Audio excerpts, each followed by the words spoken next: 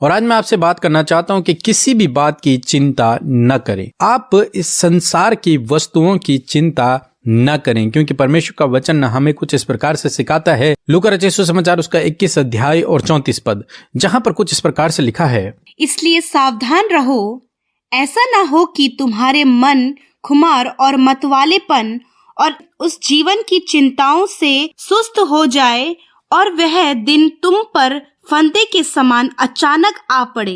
दोस्तों, यहाँ पर परमेश्वर का वचन कहता है कि सावधान रहो। हर एक विश्वासी को परमेश्वर का वचन सावधान रहने के लिए कहता है कि तुम्हारा मन खुमार और मतवालेपन से और इस जीवन की चिंताओं से सुस्त न हो जाए। तुम्हें इस जीवन की चिंताओं में नहीं पड़ना है। इस जीवन की चिंताओं को तुम्हें करने की आवश्यकता नहीं है। तुम्हें केवल परमेश्वर के बाट जोहनी है, सावधान रहना है, जागते रहना है, प्रार्थना करते रहना है, क्योंकि प्रभु का आना बहुत जल्दी होगा, बहुत निकट होगा और हमें इस योग्य बनना है कि हम उसके सम्मुख खड़े हो सकें। इसलिए परमेश्वर का वचन कहता है कि घमंड नहीं करना है। परमेश्वर को घमंड से चढ़ी हुई आंखें पसंद नहीं है। घमंड से अपने आप को दूर रखना है।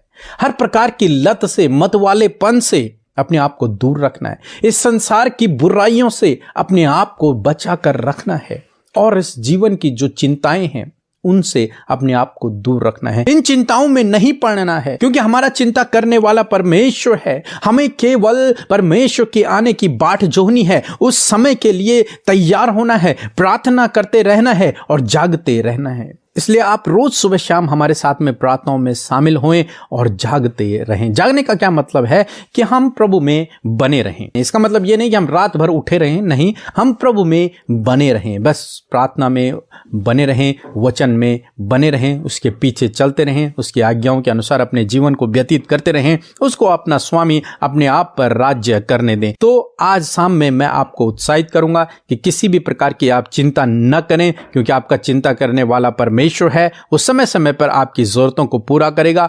आप केवल जागते रहें, यानी कि प्रभु में बने रहें, प्रार्थना में लगे रहें और उस समय का इंतजार करते रहें, क्योंकि प्रभु का आना बहुत जल्दी होगा और हमें यह आवश्यक है कि हम उसके सामने खड़े रह सकें। और तभी खड़े रह पाएंगे जब हम धर्मी होंगे, जब हम में कोई भी कमी न होगी। अपने आप को इसलिए सिद्ध करें, पवित्र करें और प्रभु के पीछे चलते रहें। सो प्रभु आपको इस वचन के द्वारा बहुत